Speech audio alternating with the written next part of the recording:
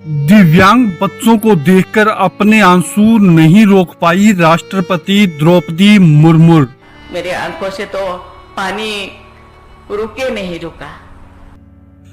जब दिव्यांग बच्चों ने गाया तुम जियो हजारों साल,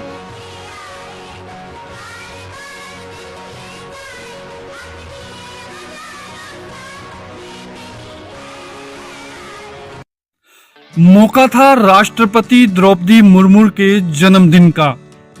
अपने जन्मदिन के अवसर पर पहली बार देश की राष्ट्रपति पहुंची दिव्यांग बच्चों के बीच।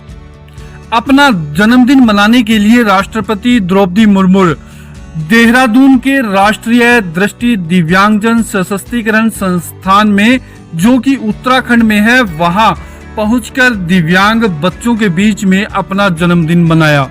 द्रौपदी मुर्मू ने कहा कि मेरा यह जन्मदिन बेहद ही खास है। इस मौके पर इस संस्थान के बच्चों ने राष्ट्रपति के लिए अनेक कार्यक्रम प्रस्तुत किए। ऐसा ही एक कार्यक्रम के दौरान राष्ट्रपति द्रौपदी मुर्मू भावुक हो उठी। उनकी आंखों से आंसू तक निकल आए जब दिव्यांग बच्चों ने राष्ट्रपति के लिए तुम जियो हजारों साल का गाना गाया। इसके अलावा भी दिव्यांग बच्चों ने राष्ट्रपति के लिए अनेक कार्यक्रम प्रस्तुत किए।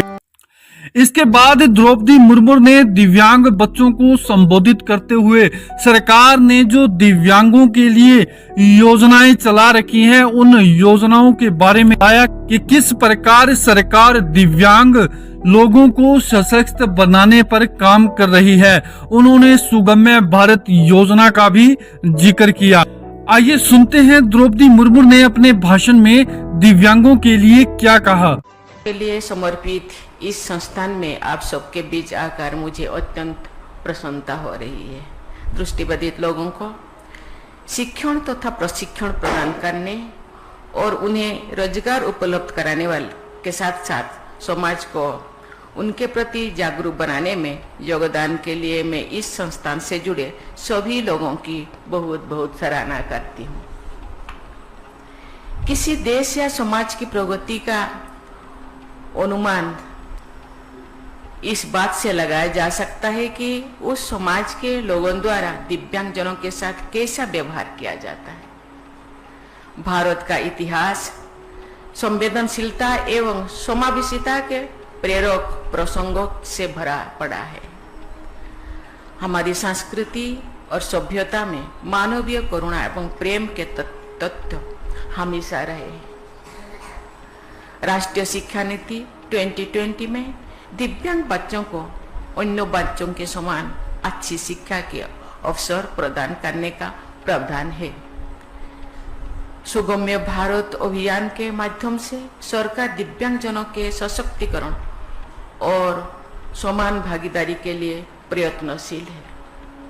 ये अभियान सुगम्य भौतिक वातावरण, परिवहन, सूचना एवं संचार परिस्थिति तंत्र विकसित करने पर बल दिया गया है। सरकार का ये प्रयास रहा है कि दिव्यांगजनों की पहुंच सरकारी भवनों, संस्थानों आदि में सुगम्य बनाया जाए। राष्ट्रपति भवन द्वारा भी दिव्यांगजनों के हित में अनेक कदम उठाया जा रहा है। उनको ये जानकर प्रसन्नता होती है कि राष्ट्रपति भवन परिसर में एक ऐसा कैफे है जिसे दिव्यांग बच्चे चलाते हैं। इसी वर्ष मार्च महीने में दिव्यांगजनों की प्रतिभा, उपलब्धियों और आकांक्षाओं का उत्सव मनाने के लिए राष्ट्रपति भवन के अमृत उद्यान में पर्पल फेस्ट का आयोजन किया गया था। उस आयोजन का उद्देश्य विभिन्न विकलांगताओं और लोगों के जीवन पर पड़ने वाले उनके प्रभाव के बारे में जागरूक कराना था।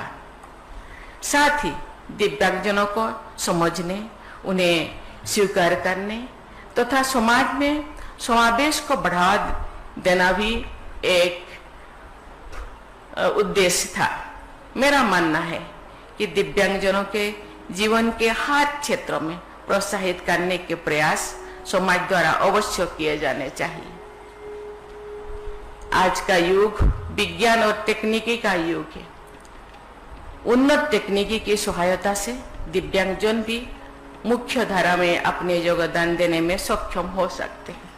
मुझे ये जानकर प्रसन्नता हुई है कि इस संस्थान द्वारा समावेशी शिक्षा प्रणाली एवं नवीनतम तकनीकी संसाधनों के माध्यम से विद्यार्थियों के सर्वांगीण विकास पर विशेष बल दिया जा रहा है। शिक्षा सशक्तिकरण का एक शक्तिशाली माध्यम है। शिक्षा के माध्यम से कोई भी व्यक्ति अपनी सपनों को साकार कर सकता है और राष्ट्र निर्माण में सक्रिय भूमिका निभा सकते हैं।